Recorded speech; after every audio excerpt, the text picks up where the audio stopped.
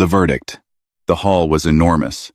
It could hold 10,000 beings, and today, it was full. Kareth Station floated at the center of the known galaxy, like a jewel on a dark cloth. It was ancient, older than most civilizations that now sat inside it. The walls of its grand convocation hall were carved from black stone that no one alive could name, and the air inside smelled of something cold and distant, like the space between stars. Every seat in the hall held a delegate from one of the 400-member species of the Galactic Council. They were tall and short, scaled and feathered, pale and dark, and they all watched the single human woman standing in the center of the floor. Her name was Serena Voss. She was not young. She had silver threading through her dark hair and lines around her eyes from years of reading small print in bad light. She wore the deep blue uniform of the Sol Confederacy, pressed and clean, with no medals and no decorations. She had never believed in wearing symbols of past victories. She believed in the work in front of her. Today, the work in front of her was simple. She was here to hear the result of humanity's application for full membership in the Galactic Council. The application had been submitted 11 years ago. It had gone through reviews and hearings and committees and subcommittees. Humanity had answered every question, opened every research file, translated every legal document into 47 languages. They had done everything that had been asked of them. The council speaker, a tall Valorian named Jean Rel, rose from the central platform. Valorians were thin and pale, with long fingers and eyes that were entirely black. They lived for 300 years on average, and spoke with a voice that always sounded slightly bored, as if nothing in the universe was interesting enough to raise their tone. "The Galactic Council has completed its deliberation," Jean Rel said. The translation units in Voss's ear converted the words instantly. The application of the species known as humanity, representing the Sol Confederacy, for full membership in the Galactic Council, is denied. The word landed in the hall like a stone dropped into still water. Voss did not move. "The grounds for denial are as follows," Jean Rel continued, reading from a flat crystal panel in his hand. "Humanity is classified as an aggressive and unpredictable species. Their history of internal warfare is extensive and unresolved. Their refusal to disarm nuclear and antimatter weapon stockpiles, as required under the membership conditions, is a direct violation of the Safe Species Accord. Their colonization rate is deemed excessive and potentially threatening to neighboring systems. And their cultural framework, while complex, does not meet the minimum standards of peaceful integration required for council membership." He paused. The hall was silent. "Furthermore," he said, "the council has voted to issue a formal restriction order against humanity.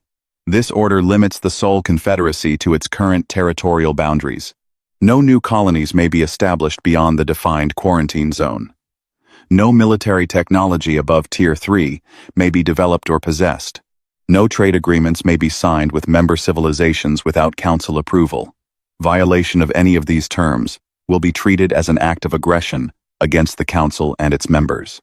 He set the crystal panel down. "Ambassador Voss, the council thanks you for your attendance. You may respond." For 3 seconds, Serena Voss said nothing. She stood in the center of that enormous hall, surrounded by 400 species and 10,000 watching eyes, and she was very, very still. The cameras across the galaxy were watching. 8 billion humans were watching, though most of them were asleep because of the time difference, and they would wake up to recordings of this moment. She thought about what she could say. She had prepared words, careful, diplomatic, precise words. She had drafts in her coat pocket, and in her memory, and in her heart. She had planned to argue, to appeal, to request a formal review period. She looked at Jean Rel. She looked at the 400 delegates in their seats. She saw no hostility in their faces. That was almost worse. She saw patience. She saw the quiet certainty of beings who had already decided and were simply waiting for the human to accept the decision. They expected her to bow. Not physically. They expected her to accept. To say something gracious and careful, and to walk out with her head slightly lowered, the way a species that knew its place would walk out. Serena Voss straightened her uniform jacket. She lifted her chin. "Then we will not need your permission," she said. Her voice was calm. Not angry, not broken. Calm. The way a door closing quietly is calm. Final. She turned and walked to the exit.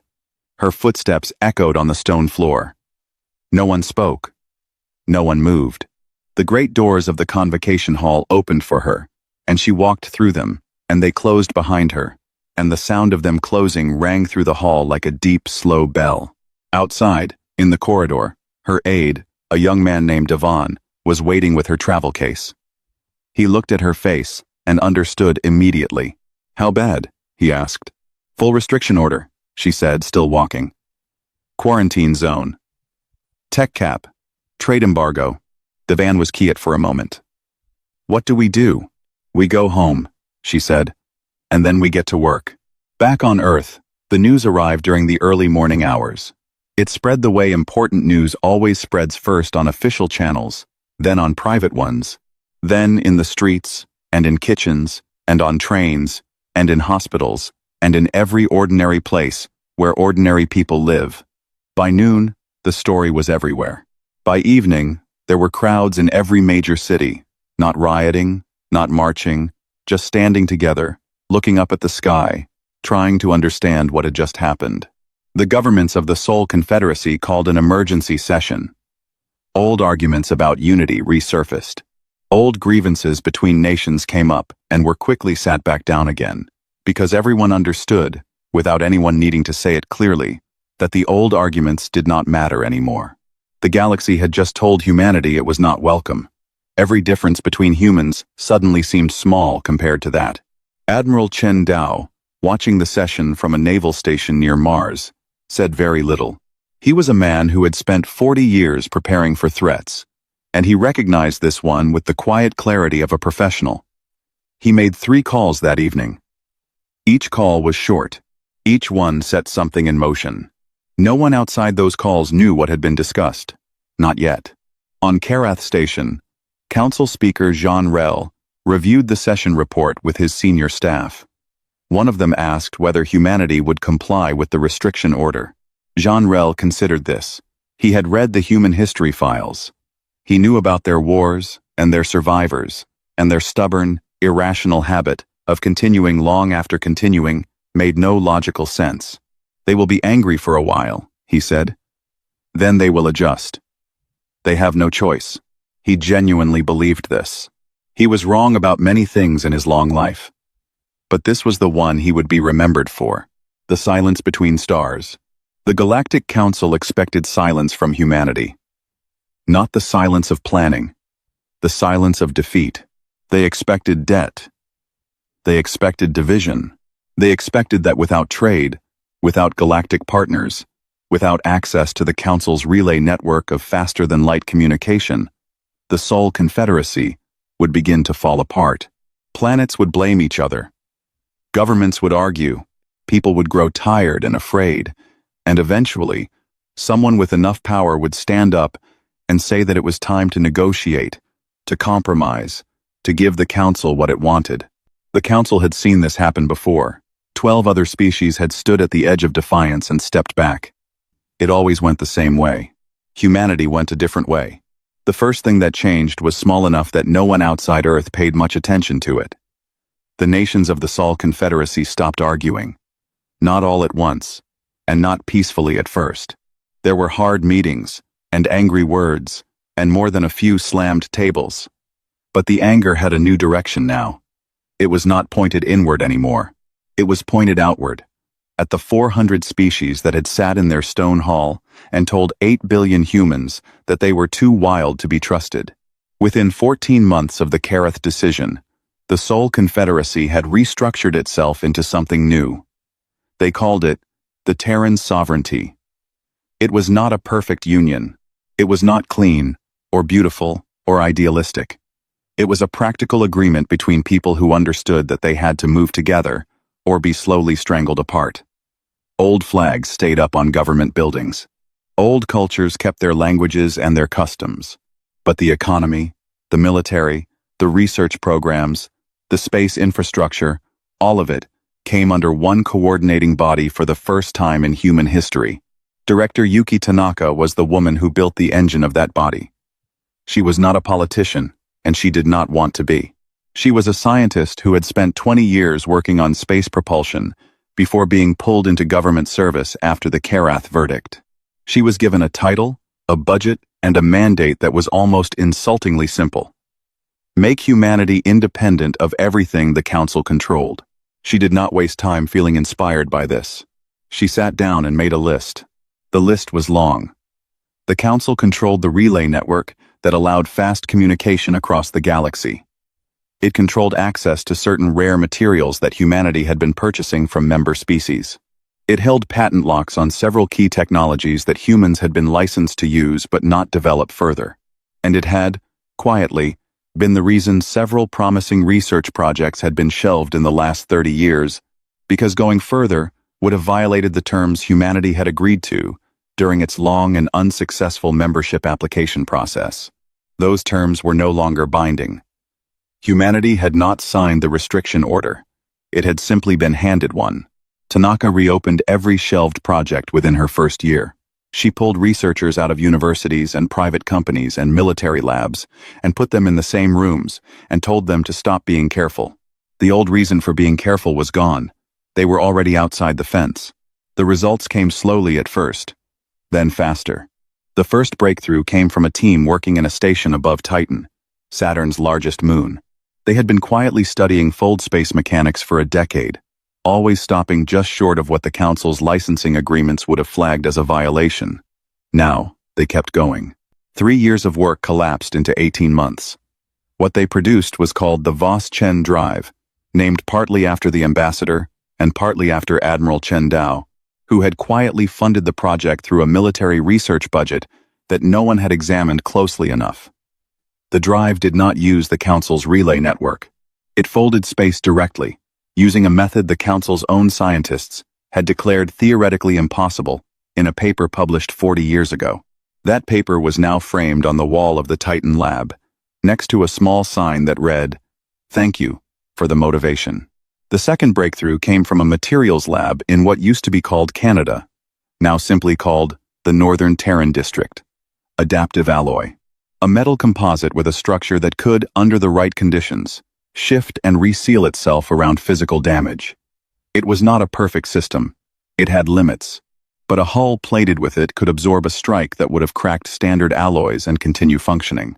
The military noticed this immediately. So did the construction teams designing the next generation of colony ships.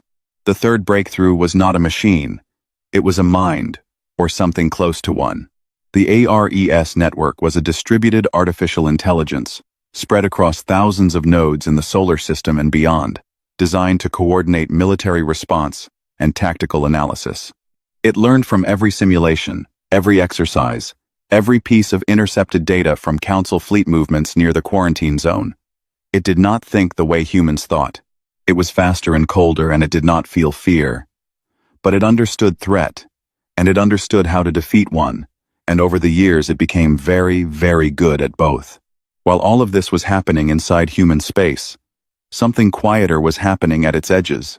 The Dresh were merchants. They were small, four-armed, and deeply practical. They had been members of the Galactic Council for 2 centuries, but had never been particularly happy about it.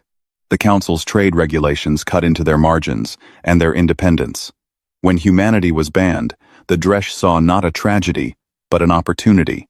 If the humans were building their own network, the Dresh wanted to be at the table before the table filled up. Their trade speaker, a being named Vol, arrived at a human border station 2 years after the Karath verdict in a ship that was broadcasting a frequency that meant, roughly translated, "I come to talk business, not politics." He was let in. The meeting lasted 6 hours.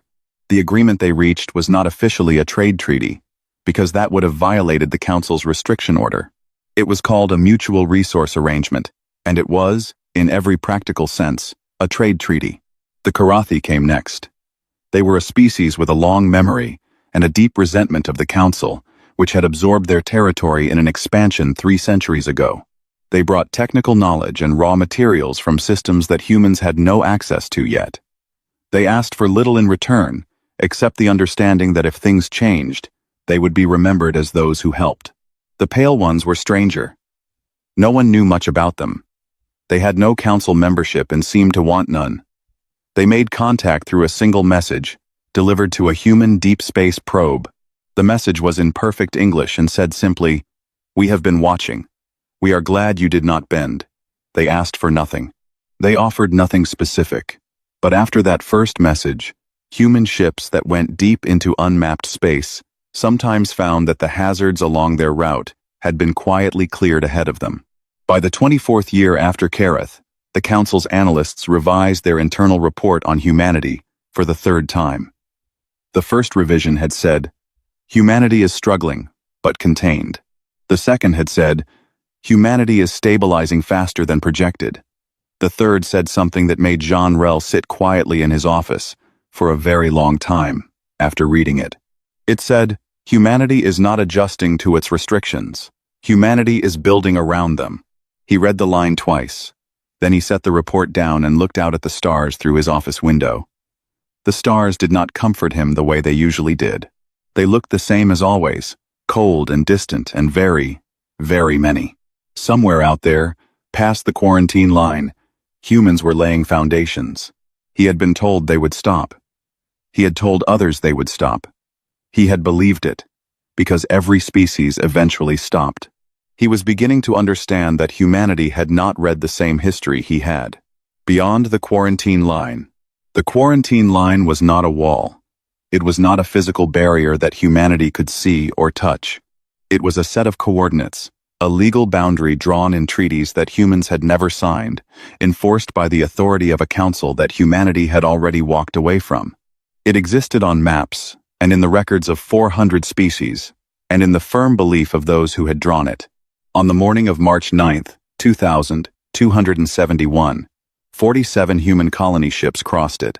They did not fire a shot.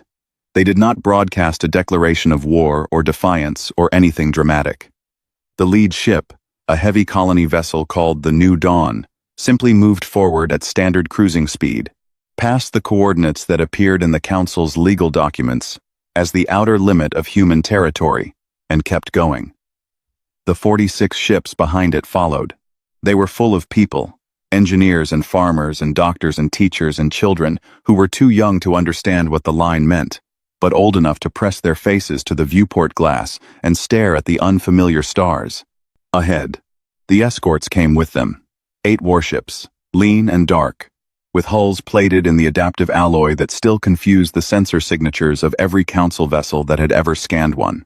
They flew in a loose formation around the colony ships, not aggressive, not defensive exactly, just present. The way a person standing next to their family is present. Not threatening anyone, simply making it clear that they are there. 3 days after the crossing, a council patrol vessel arrived at the edge of sensor range. It was a Valorian craft, long and silver, and it broadcast a standard warning on all known frequencies. It said that the vessels in this sector were in violation of the restriction order issued to the Sol Confederacy. It said they were required to stop, turn around, and return to authorized human space immediately. It said that failure to comply would be considered an act of aggression and would be reported to the Council. Admiral Priya Khatri, commanding the escort fleet from the bridge of her ship, listened to the message. Then she switched to the standard reply frequency. She did not threaten the Valorian ship. She did not argue with it. She said, in a voice that was completely level, that her ships were operating in unclaimed space and did not recognize the legal authority of the restriction order, as the Terran sovereignty had never signed it. She said that the Valorian patrol was welcome to remain in the area and observe if it wished. She wished them a safe journey. Then she closed the channel and watched the patrol vessel hover at the edge of range for 11 hours before quietly withdrawing. The first colony site was a planet in a system with no name yet, only a catalog number. It was cold and dry, with red soil and a thin atmosphere that needed work, and it was the most beautiful thing most of the colonists had ever seen, because it was theirs. They named it New Carthage. The name was chosen carefully. Carthage was a city that had been destroyed by an empire that feared its strength. The humans who named this new world were making a statement to no one in particular, and everyone at once. They built fast, The colony ships carried prefabricated structures that could be assembled in days: power systems, greenhouse domes, atmospheric processors, medical units, communication arrays. Within a month, New Carthage had a functioning settlement. Within a year, it had a city. Within 5 years, it had roads and schools and arguments about local government, which was the surest sign that a human community had taken root. By then, there were 12 other colonies beyond the quarantine line. Then 20. Then 40. The council watched. It held emergency sessions and issued formal statements and sent patrol vessels to observe, but it did not act with force. Not yet. Part of this was politics. The Dresh and the Karathi, both now deeply connected to the Terran sovereignty's growing trade network, blocked every economic sanction proposed in the council chamber.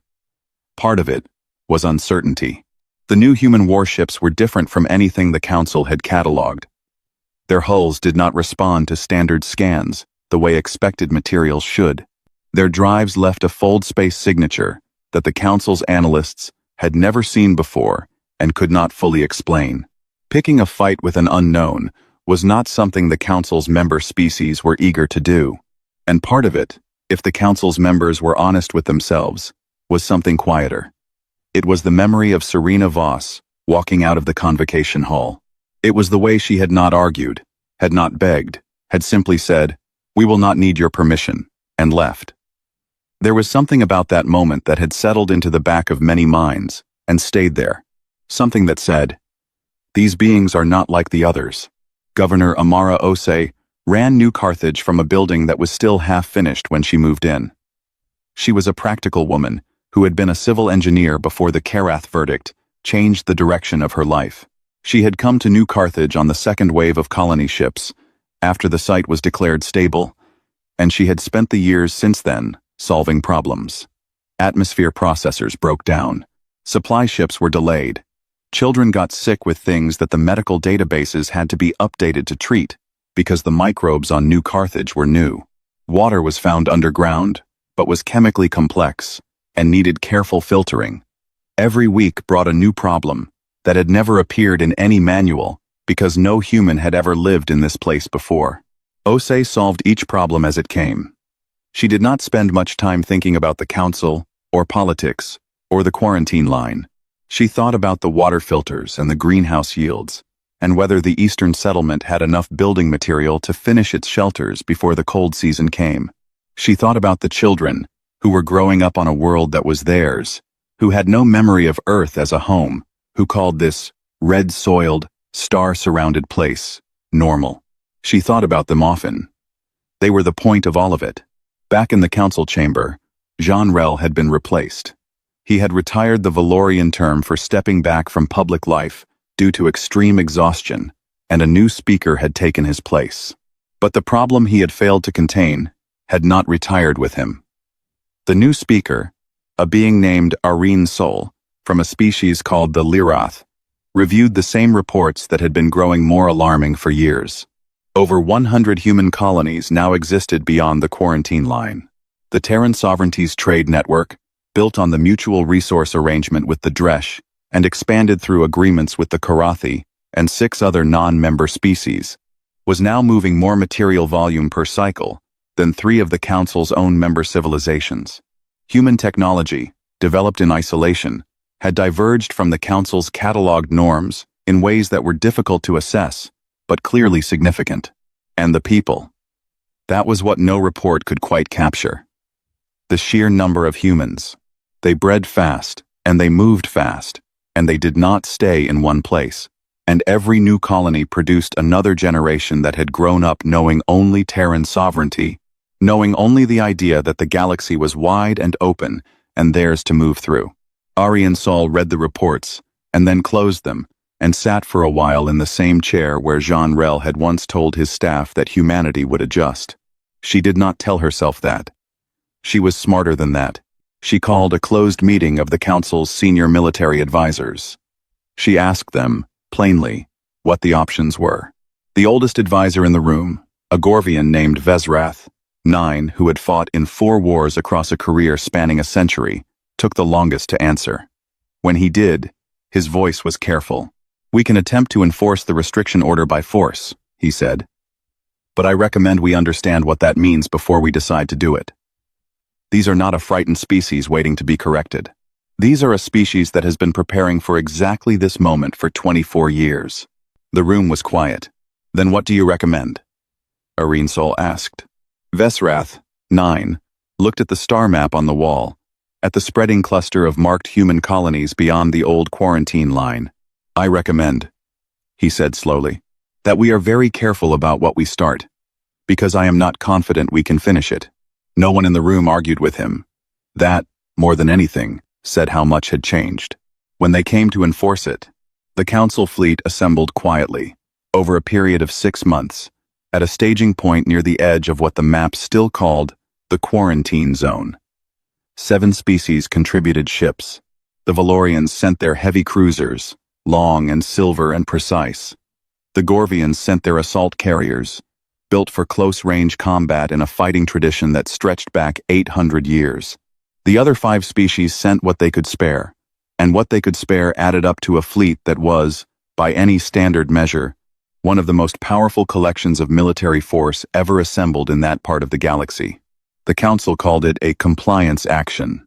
The official document said the fleet was being dispatched to enforce the terms of the restriction order and to restore the Terran sovereignty to its legal boundaries. The word war was not used anywhere in the official documents. The people sending the fleet knew what it was, and the people who would receive it knew what it was, but the official document said, compliance action, and so that was what everyone called it in public. Vesrath, 9, commanded the coalition fleet. He had argued in the closed meeting against this course of action, had said clearly that he did not think it would go the way the Council hoped, but when they had decided to proceed, he had accepted the command because he was a professional, and because he believed that if it had to be done, it should be done by someone who understood the risk. He studied the Heirs network intercepts that his intelligence team had gathered over the years. He studied the hull signatures of the new human warships, the fold space patterns of their drive system, the tactical exercises the humans had run near the quarantine line. He built 12 different engagement models. In 9 of them, the coalition fleet won. In 3 of them, it did not. He noted which factors caused the 3 losses and planned carefully to avoid them. He thought his plan was good. He was not wrong about that. His plan was very good. What he did not know, what none of his intelligence had told him, because Heirs had kept it completely dark, was how far the human AI had advanced in its tactical learning. For 24 years, Heirs had been running simulations. Not hundreds of simulations, not thousands, millions.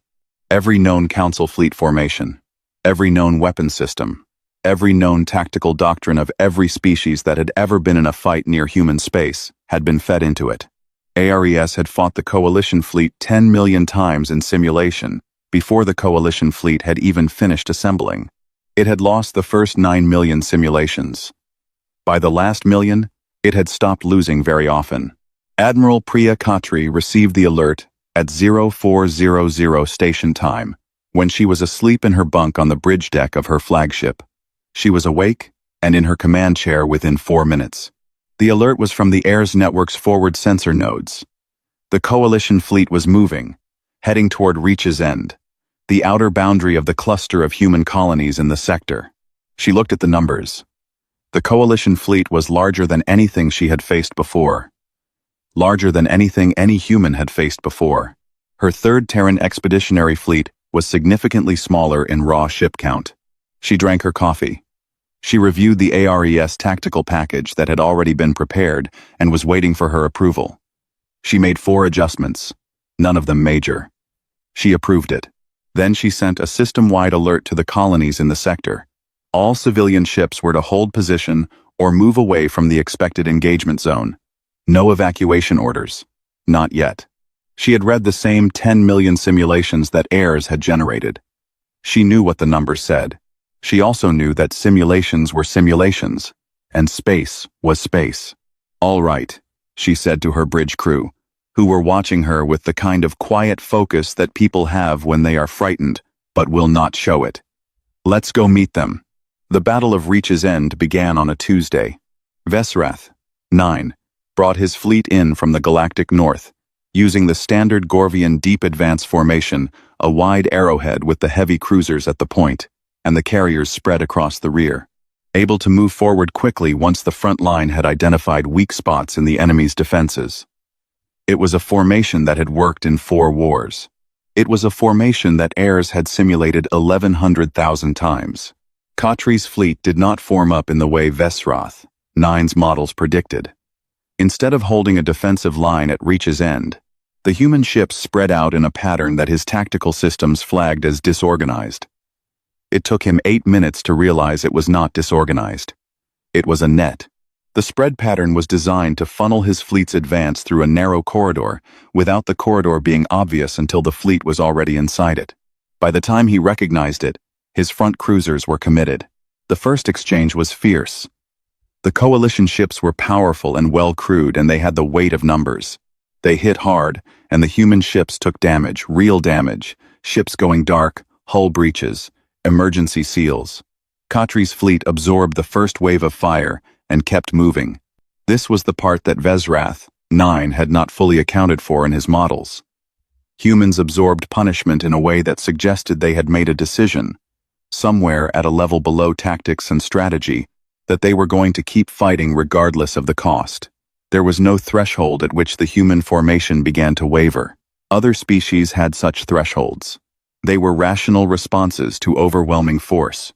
Humans seemed not to have one. The second day of the battle saw the coalition fleet's left flank badly stretched. Vesrath, 9, pulled it back and reformed. He sent a tight beam message to the council. The engagement was proceeding, but the humans were more capable than assessed. He requested confirmation of orders. The council confirmed. He was to continue. By the 5th day, 2 of the Gorvian assault carriers had been disabled. The human ships had taken losses too. Several of Khatri's destroyers were gone. 2 frigates were dead in space, and her flagship had hull damage along the port side that the adaptive alloy had partially sealed, but not fully. The crews on both sides were exhausted. Space battles were not like battles in old stories. They did not end quickly. They were long and cold and grinding, and the humans were grinding back. On the 8th day, Ayres did something that Vesrath, 9, had not seen in any simulation or any prior engagement in his century of service. The remaining human ships coordinated a simultaneous repositioning at a speed that should not have been possible for a human command structure to execute. It was as if they moved as a single mind, because in a sense, they did. Ayres had taken over direct coordination of ship positioning, with every captain having already authorized it before the battle began. The humans didn't debate. They didn't delay. Ayres moved, and they moved with it. The repositioning caught the coalition fleet's center exposed. Khatri's ships hit it from 3 angles at once. 2 Valorian heavy cruisers were destroyed. 3 more were disabled. The center broke. Vesrath, 9, held the engagement for 3 more days. He was a professional, and he did not give up easily. But by the 11th day, with his fleet below 60% operational capacity, and the human ships still fighting, damaged, and patched, and crewed, by people running on will alone, he made the decision. He called the retreat. The coalition fleet withdrew. It did not flee. It withdrew in order, covering its damaged ships, leaving the field in the controlled way of a force that had not been destroyed but had been defeated. Vesrath, 9, sent a final report to the council as his fleet cleared the sector. The report was short. It said, "The action at Reach's End did not achieve its objectives. Human military capability significantly exceeds prior assessment. Council is advised to review all models and projections. Recommend full strategic reassessment before any further action." He did not use the word impossible. He was too professional for that. But the people who read his report understood what he meant. Not a single human colony had fallen. In the colony on New Carthage, Governor Amara Osei stood outside her half-finished government building and watched the stars. A child from the eastern settlement, a girl about 7 years old, born on New Carthage, who had never seen Earth, came and stood beside her and looked up too. "Were there really ships fighting up there?" the girl asked. "Yes," Osei said. Did we win? Ose looked at the sky for a moment. Then she looked down at the girl. We didn't lose, she said. For now, that's enough. The girl nodded seriously, as if this made perfect sense to her. Then she went back to whatever she had been doing, on her red-soiled world, under her alien sky, which she simply called home, the empire that built itself. 58 years is a long time. For most species in the galaxy, it was not even a full generation. For humans, it was enough time to build a civilization. The Terran Star Empire, the name, had come gradually, not from any single moment of decision but from the slow accumulation of reality now stretched across more than 200 star systems. Some were rich worlds, warm and wet and full of life. Some were cold and rocky, and had been made useful through sheer human stubbornness and engineering. Some were frontier systems, still mostly stations and mining operations, and the kind of rough, practical settlements where people worked hard and asked no one for anything. But all of them were human. All of them were connected by the Fold Space Drive network that the old Titan lab had given the world. All of them were covered by the Ares network's quiet, watchful attention. The population had tripled. There were now over 24 billion humans spread across those 200 systems. Children had been born on New Carthage who now had children of their own. There were young adults across the Empire who had never seen Earth, who had grown up knowing the Terran Star Empire as their normal, who had read about the Karath verdict in history lessons the way earlier generations had read about old wars, as something important that happened before them, something that explained the world they lived in, something that was over. Serena Voss was 81 years old. She did not think of herself as old, exactly. She thought of herself as someone who had run for a very long time, and was not quite finished yet. Her hair was fully silver now, and her face was deeply lined, but her eyes were the same as they had always been, clear and level, and slightly unsettling to people who were not used to being looked at without any pretense. She had retired from the ambassadorial role 11 years ago. She had written 2 books, one about the Karath verdict and one about the years that followed, both of which had been read very widely. She lived in a small house on the coast of New Carthage, which had become, over the decades, a proper city, with streets and universities and loud arguments about local taxes, which she found deeply satisfying as evidence that things were going well. She was in her garden when the message arrived from the Terran Sovereignty Council. It was brief. The Galactic Council had requested a summit meeting. They wanted to discuss the future of relations between the Council and the Terran Star Empire. The message said they had specifically requested her as the Terran representative, if she was willing. She read the message twice. Then she set down her gardening gloves and went inside to make tea. She thought about it for 2 days. Then she said yes. Karath Station looked the same from the outside. The same ancient black stone, the same cold air, the same enormous hall. But the hall felt different this time. The difference was hard to name exactly. The same carved walls, the same 10,000 seats, the same delegates from hundreds of species. But there was something in the quality of the silence when she walked in. It was not the impatient silence of people waiting for a minor matter to be resolved. It was a different kind of silence. Careful. Attentive. The silence of people who understood they were in the room with someone they needed to take seriously. Council Speaker Areen Sol rose to greet her. The Lirath were a small species, fine-boned and quick-eyed, and Areen Sol had been speaker for 16 years, long enough to have lived through the Battle of Reach's End, and the subsequent decade of quiet, in which the Council had not tried anything like it again. Ambassador Voss, Areen Sol said. Thank you for coming. Speaker, Voss said. She shook the offered hand, a human gesture that the Council had learned to expect from her. I appreciate the invitation. They sat across from each other at the long table that had been set up in the center of the hall. The full Council was present, watching. Voss's delegation of 3 sat with her, a trade minister, a military advisor, and a young diplomat who was there to learn how this was done and who was doing an admirable job of keeping his expression neutral. Areen Sol spoke clearly and without preamble. The Council wished to lift the restriction order in full. It wished to formally recognize all Terran Star Empire territories and grant humanity retroactive legal standing on every colony established since 2271. It wished to open full trade and diplomatic relations between the Council's member species and the Terran Star Empire, and it wished to discuss the possibility of formal membership. Voss listened to all of this. She did not react visibly. When Irene Sol finished, she was quiet for a moment. Then she reached into the case beside her chair and took out a document. It was printed on paper, which was an unusual choice and a deliberate one. She set it on the table and slid it across to Irene Sol. "We've prepared something as well," she said. It was a treaty, not an application, not a request for membership or recognition or any of the things that the Council had expected humanity to spend decades hoping for. It was a treaty written entirely by the Terran Star Empire, on Terran terms, in language that made the power structure of the negotiation clear without being aggressive about it. The treaty established full mutual recognition between the Terran Star Empire and the Galactic Council as equal parties. It opened trade and diplomatic channels. It established joint dispute resolution mechanisms.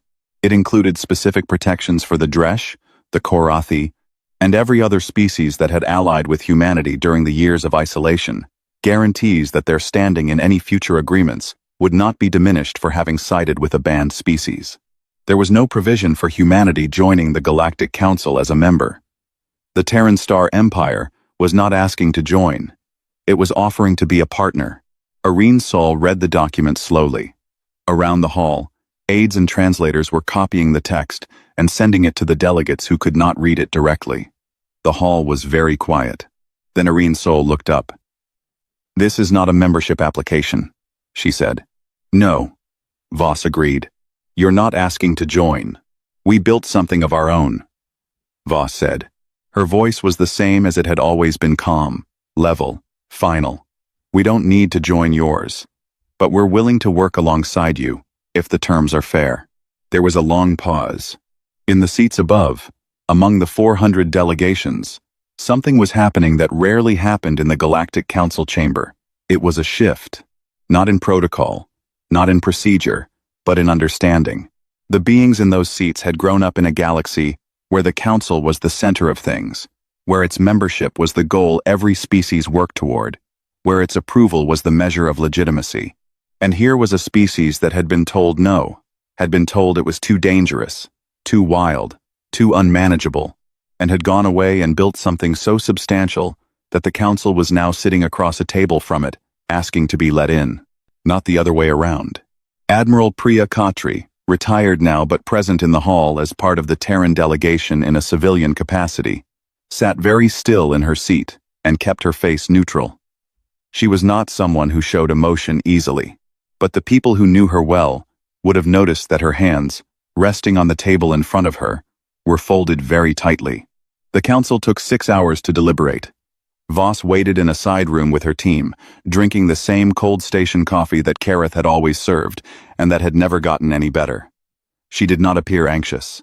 She read a book on her handheld. She answered a message from the governor of New Carthage, who wanted to know how it was going. She replied, "Fine, I'll call you tonight." When the Council recalled them to the hall, Irene Sol stood at the central platform. Every seat was occupied. Every eye was forward. "The Galactic Council," Irene Sol said,